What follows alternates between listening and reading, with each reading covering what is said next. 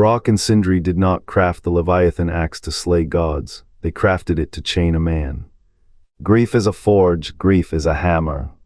They carved it into the axe's half the weight of a brother's loss, the price of a debt unpaid. Kratos wields the price of a blade, but does it wield him? Sindri's rejection of Kratos and Atreus was no mere anger. It was a curse in iron, a bargain unspoken. What if the axe's purpose was never to kill? What if it was made to bind, to haunt, to demand? The dwarves' sorrow became its soul. And now every strike echoes with a question: who is truly cursed? The Leviathan Axe was no weapon of war. It was a covenant forged in grief to chain Kratos to a debt older than Asgard. Brok and Sindri did not craft a killer, they crafted a prisoner. Every strike against Odin's sons was a repayment of sorrow, a hammer's toll on a cursed ledger. The dwarves' hands, scarred by their own lost brother, shaped a blade that demanded more than blood.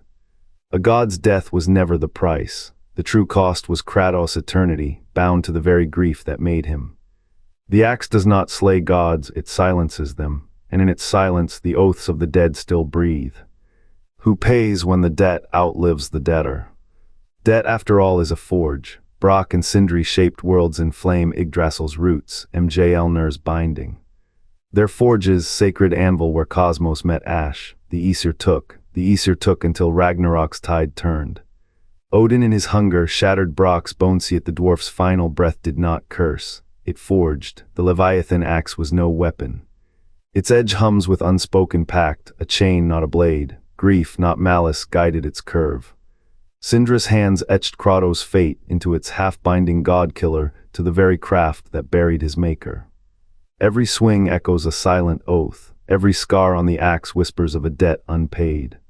What did their grief carve deeper than metal? A legacy that outlives gods. The dwarves' curse is not in runes, but in purpose. To create is to entrust.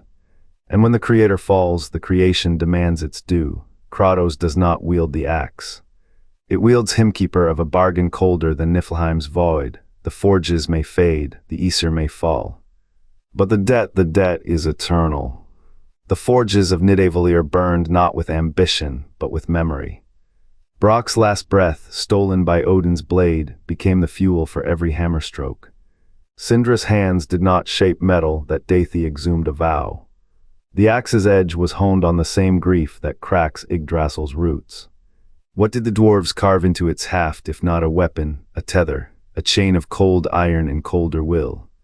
Brothers do not forge for strangers. The Leviathan Axe was not a gift to Asgard, nor a tool for Kratos. It was a ledger. Each rune etched by Sindra's trembling chisel recorded a debt unpaid.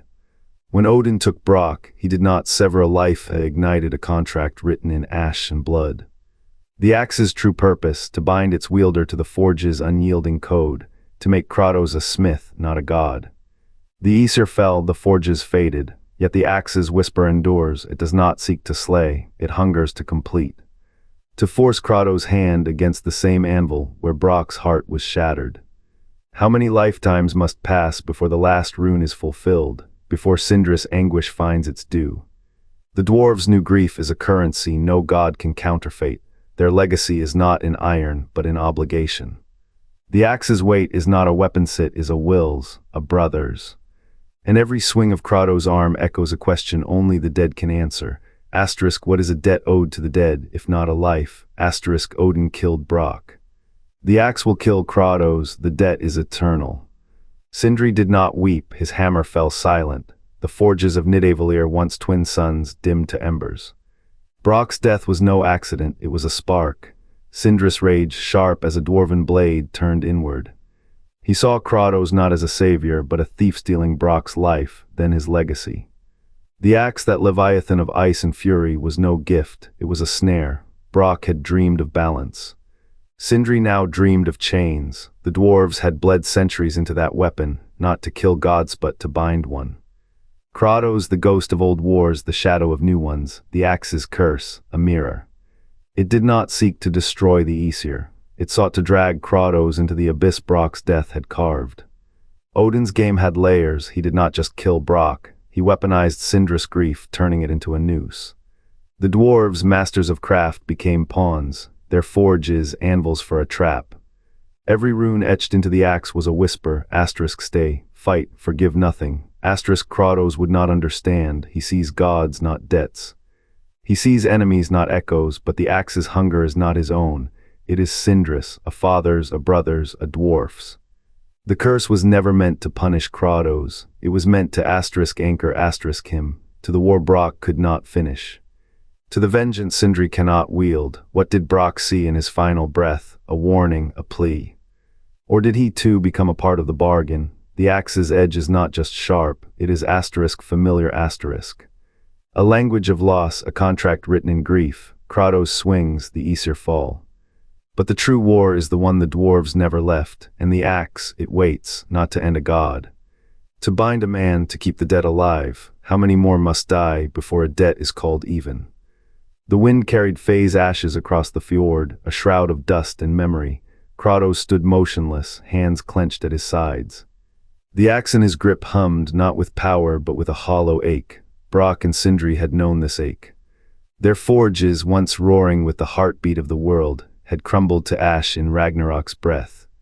The same ash that now clung to Kratos' blade. What did a weapon forged in fire remember when the fire was gone? The dwarves' final act was not of rage but of surrender. They did not curse the gods, they cursed the cycle. Their grief became iron, their iron became the axe's core. Leviathan's essence, coiled and writhing, was never meant to slay a god, it was meant to trap a soul, Kratos' soul. Every strike, every lesson taught to Atreus, was a hammer blow on an anvil of old pain. The dwarves' hands, long dust, still guided his. Atreus trained with the axe now. His youth a fragile thing, cracking under the weight of its pull. Kratos watched, remembering Faye's laughter, the way her fingers traced the same runes etched into the axe's haft, a language of loss. The dwarves had carved their elegy into the weapon's spine. To break a god, a father must first be broken. The forge's destruction was not an end. It was a seed. In every spark of the axe's storm, Brok and Sindri lived. In every scar Kratos gave Atreus, their grief multiplied. The boy's hands, so like Faye's, would one day bear the same calluses. The same burden. What legacy is forged in fire if not a chain? The axe does not choose masters, it inherits them. Kratos' shadow stretches across two worlds, but the dwarves is the longer one. Their tragedy, a mold into which all others must fit. How many ash-scattered goodbyes before the debt is paid? How many lives must bend to the anvil's will? The Leviathan coils in the blade, waiting. Waiting for the next soul to answer its call. The forges fell, magic should have faded with the flames, but the curse does not fade. Brok and Sindri's intent shattered by Odin's blade, by Ragnarok's wrath, yet the axe remembers. Why? A weapon forged in grief cannot hold grief forever, unless the grief was the design. The dwarves did not craft a god-killer. They carved a chain, a hollow hilt to cradle a god's guilt. Kratos swings, but the Leviathan coils tighter. Each strike binds him deeper to their vengeance. Did the dwarves curse him or save him? A final pact etched in the marrow of their destroyed home. Hope or trap, the forges are ash, the axe is not. And Brok's broken hands still shape the storm. What if the curse is the mercy? What if redemption requires a god to bleed for dwarves no one remembers? The Leviathan waits, not to kill, to keep. The dwarves did not forge the axe to slay, they forged it to anchor. Grief, not vengeance, shaped its edge. Brok and Sindri watched their son's life bleed into Odin's halls. His name vanished, his pain became a hammer strike. In the forges where molten stars weep, they bound Kratos' fate to their unburied war. The Leviathan's spine is not a weapon, it is a tether. Every strike against the Aesir was a dirge. Every god's blood a requiem for forgotten dwarves. Kratos did not choose Ragnarok, the war chose him. The axe's whisper is not a command, it is a memory. Odin fell not to mortal wrath but to a father's curse. The dwarves' legacy is not in stone, it is in the god who carries their son's shadow. What does it mean to kill a god when the kill is a promise? The axe's purpose was never fulfilled. It is eternal. Kratos walks not as a hero, he walks as a monument. The dwarves' war has no end. It has only a vessel, and the vessel bleeds, not for glory, not for power, but for a people the world erased. The Leviathan axe does not sleep, it remembers, it binds, it keeps. The dwarves did not forge a weapon, they forged a heirloom. A chain of memory, tempered in the void where their sons once lived. Kratos' axe does not slay gods, it resurrects a debt older than Asgard's walls. What did Brok whisper to Sindri as the anvil cracked? Not vengeance, legacy. A cycle where grief becomes the hammer and the father the anvil. Sindri's hands, once steady, now tremble with the weight of unspoken oaths. His brother's silence is a language Kratos understands too well. The void where a child should be, the lie that survival is a triumph. The Leviathan axe is no mere tool, it is a covenant. A promise that the next generation will bear what this one could not. Does Kratos break the cycle? Or does he become its architect? In teaching Atreus to wield the axe, he trades his shadow for the dwarfs. A father's guilt reforged as a father's duty. The gods fall, but the curse endures. It claws through bloodlines, through broken thrones, through the quiet horror of a name whispered across centuries. The dwarves are not architects. They are echoes, their tragedy is the mold into which Kratos' story is cast. Every swing of the axe carves a new scar on an old wound. Redemption, perhaps, but only after the burial.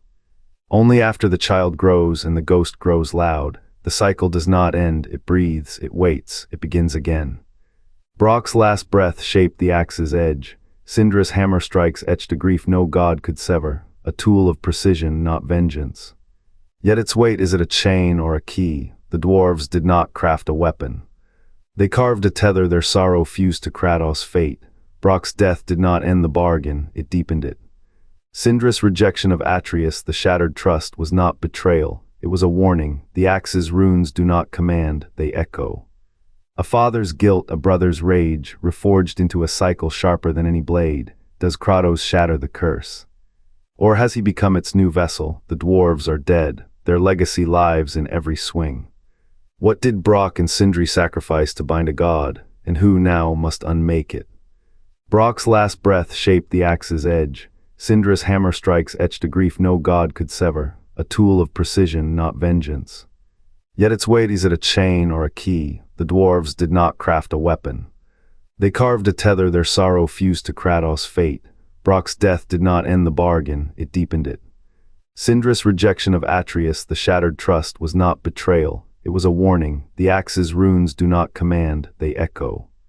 A father's guilt, a brother's rage, reforged into a cycle sharper than any blade. Does Kratos shatter the curse? Or has he become its new vessel? The dwarves are dead, their legacy lies